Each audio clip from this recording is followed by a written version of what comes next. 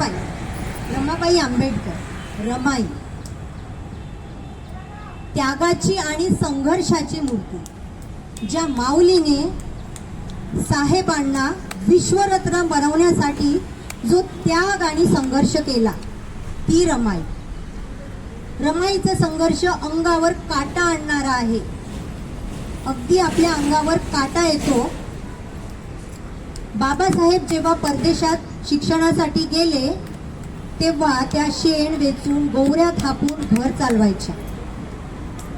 त्यांचा मुलगा राजरत्न यांच्या निधनानंतरही त्या काय म्हणतात, त्या खचून गेल्या नाहीत. काय म्हणतात त्या, माझ्या साहेबांचे शिक्षण पूर्ण होऊ दे, माझ्या साहेबांचे शिक्षण पूर्ण होऊ दे, हीच रमाईची एकमेव प्रार्थना होती.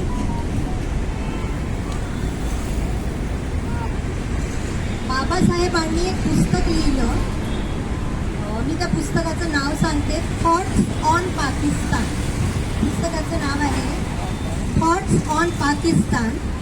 तर या पुस्तकात बाबासाहेब रमाईंना आदरांजली देतात आणि बाबासाहेब म्हणतात, जर रमाईंनी साथ दिली नसती तर मी जे काही करू शकलो ते कधीच करू शकलो नसते. तर रमाईचा हा जो संघर्ष आहे तो केवळ एका पत्नीचा संघर्ष नव्हता, केवळ एक पत्नी म्हणून त्यांचा संघर्ष नव्हता, तर तो एका भावी क्रांतीचा पाया होता. आजच्या पिढीसाठी रमाई म्हणजे त्याग, निष्ठा आणि धैर्याचे जिवंत उदाहरण आहे. मी आणखी काही नाव घेते, जसं आता सुधा मूर्ती नाव ऐकलं असेल.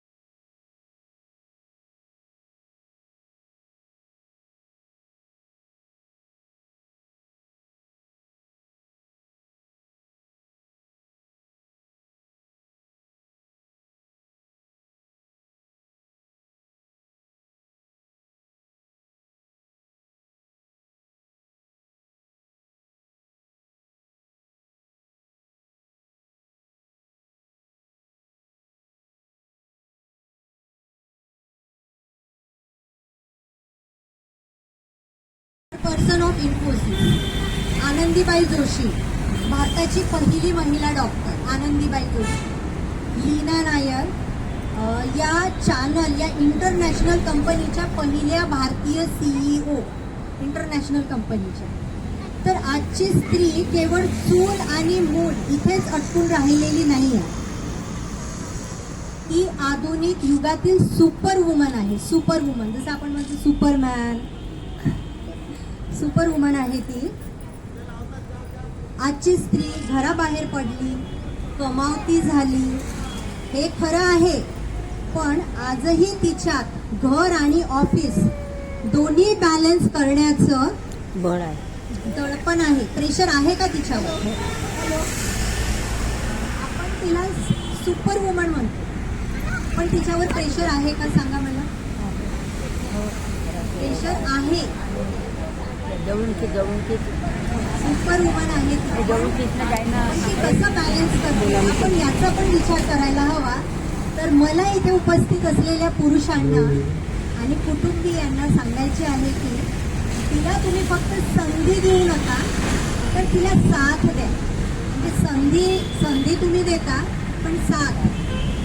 जेव्हा घरातील पुरुष थोडाफार घरकामात आणि मुलांच्या संगोपनात बरोबरीने वाटा उचलतात, तेव्हाच त्या स्त्रीचे खरे स्वातंत्र्य सुरू होते.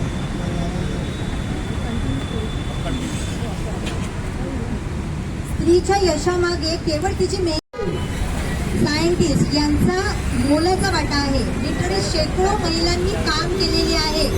चंद्रयान 3 मध्ये शेकडो महिला सायंटिस्ट यांनी रॉकेट उडवण्यासाठी महत्वाची भूमिका बजावलेली आहे.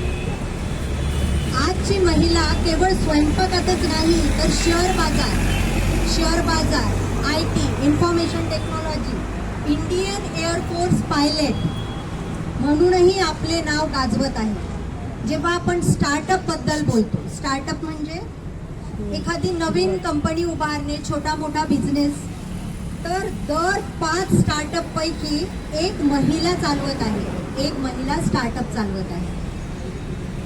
म्हणजे 5 पैकी Oke, oke, bisa kita